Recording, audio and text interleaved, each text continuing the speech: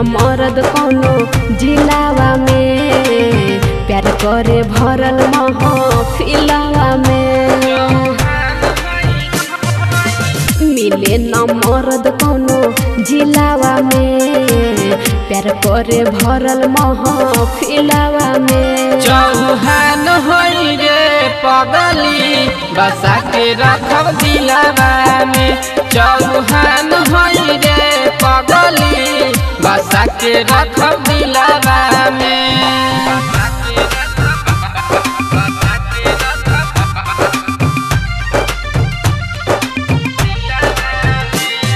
Music by Mantu Manish.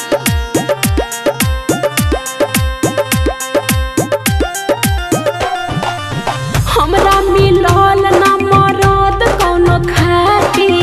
ढेर जिला घूमी आइल बानी बची राज क तरफा हमार चलेला पुलिस दरोगा सलाम करेला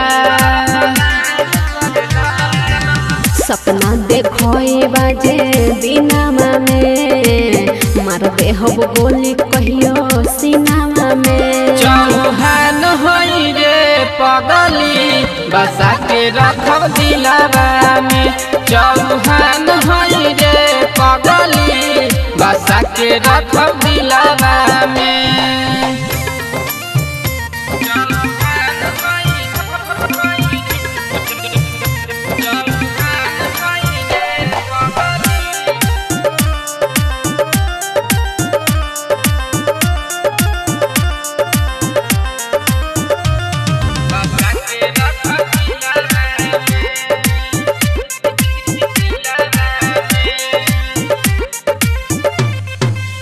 रखा न अपना हो मनमा पकाबू इतना बड़ाई जोनी करे बाबू बात माना रानी जनी कर मन मानी